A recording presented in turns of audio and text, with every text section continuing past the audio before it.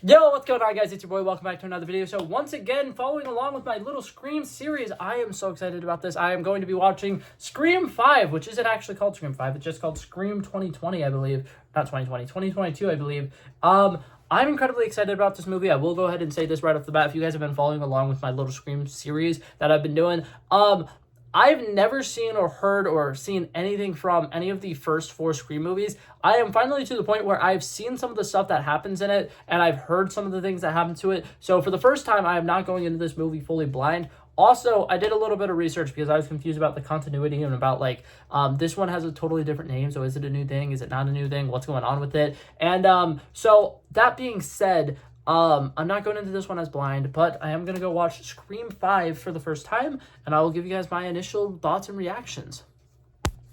Okay, so that was good. I really enjoyed it. Something that I like about these movies is how much they really play into what they are exactly. This movie franchise knows exactly what it is and exactly what it's doing, and I absolutely love that about the movie. So I think I had mentioned before I went to go watch it that I did a little bit of research because I was confused about the continuity of this. Had I just watched the movie, they explain exactly what is going on in the movie. It's called a requel, where it's a rolling sequel, and there's some of the same characters from before, but now it doesn't really matter because it's not their story anymore. Dewey dying. I thought that this dude had plot armor. I thought he literally could not die. I'm wondering if it's something that the actor himself was just if you're gonna make more of these movies, and if I am going to show up in them, kill me off. Because, this dude has, in pretty much every single one of the movies, practically done something that should have killed him. I think that the fourth movie is, one of the only ones where it's, he didn't really have something where it's oh, he's dead.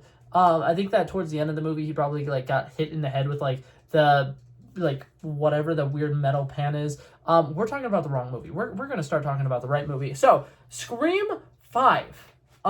First off, the opening sequence completely caught me off guard because I knew Jenna Ortega was in the sixth one. So finding out that there was actually a ghost killer there and she actually got attacked and she actually, was seriously badly injured, I was very confused because I was okay, yeah, it's fine because this is probably a dream sequence. And then the next day goes on and we find out that everything that has happened is real and she is actually attacked and she's currently in the hospital. I was taken aback. I was oh, that's something that's happening now. Okay, cool. This show, movie, franchise, series, whatever it's called, is doing a great job of suspending my disbelief and completely taking me out of what's going on, because there is at no point in this movie where I fully have an understanding of the fact that there are multiple killers and I could not tell who either of them were. I was fairly confident the second I saw that Jack Quaid was in the cast that he was going to be one of the killers, and because of just pure things not lining up with the timeline properly, I was okay, well, it can't be him. And then when it gets revealed at the end of the movie that it's him, I'm what is happening? What are we doing? I don't know why, but these movies are doing such a great job of completely blowing my mind. Something about this movie just gets me. And I thought it was great. I really enjoyed this movie. I thought that the action sequences, I thought that the slaughter fests that were happening in it were great. I really, really enjoyed the trick of calling Captain Judy and being oh, your poor baby boy is gonna be dead by the time you get home. And the second that happened and he was in the shower, I was kind of I got a feeling he's not going to die just yet, because I don't know, something about it just felt off to me, because they're calling him instead of calling the person who would actually be affected by it. And I was the mother is probably going to die. And when it happened, I was so excited. I was oh my God, that was so cool, because she is so ready to go and she's sprinting up to her doorstep and then just out of nowhere. I just realized you can't see I just pretended to stab myself.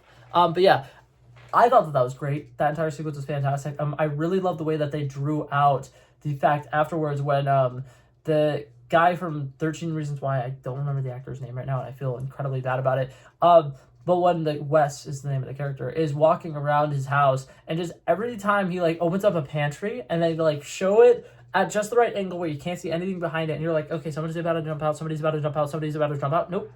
And then he opens up the refrigerator, and then same thing, somebody's about to jump out, somebody's about to jump out, somebody's about to jump out, nope. And just everything about that was so well done. I really, really enjoy the way that they drew out that scene, and then by the end when the like Ghostface actually comes and starts killing him, I was like, oh, okay. It was spooky. I liked that. I thought that was fantastic. I like that this movie ended in the same location as the original movie. I thought that that was a really cool twist. Another thing that I really like about this movie, the fact that what's it called? Jack Quaid. I don't think he ever wore a Ghostface mask. I think that that's really interesting because aside from when he went to attack the sister in the hospital or whatever, when he went to attack Sam, I don't think he ever wore the Scream mask, and I think that that's like one of the first times, like whenever we get to the final like big set location where all the final killings happen, usually there are two ghost faces running around. I don't think there was this time, which was a nice little like twist once again. I like all the new characters that they introduced. I thought Mindy was great. Her brother was pretty cool, pretty interesting. The psychopath girlfriend, I feel like having a character like that and like everybody thinking that them is the killer, thinking that they are the killer. There we go. That's how we English properly. I feel like that's such like kind of an overdone trope now in Hollywood where like people just kind of assume that like the shy kid who like is artistic and likes to dye their hair and do funky things with their hair and get a bunch of piercings and stuff like that, thinking that they would do like illegal crimes.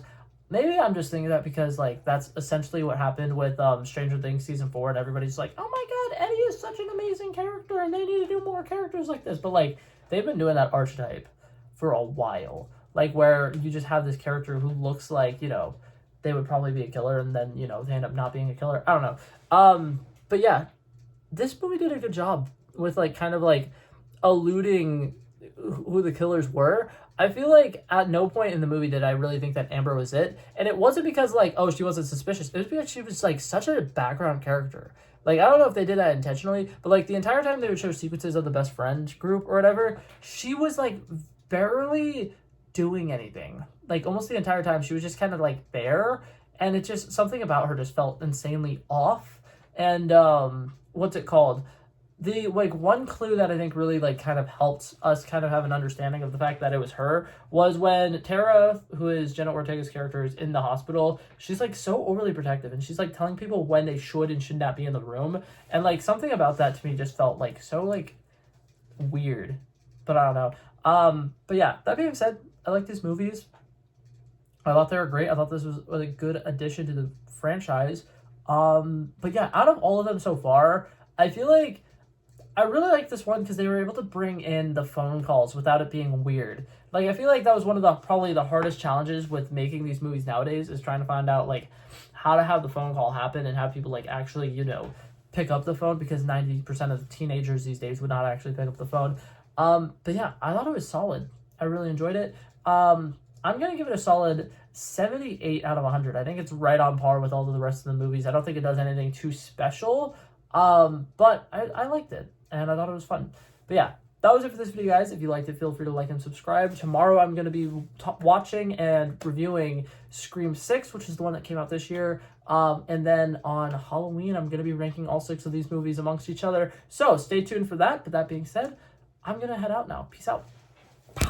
He wanted me to drop a verse, I did this. We planned a day, and then we did this. Wanna be in love with the girls with the kisses. Don't give a damn, I'll rid this.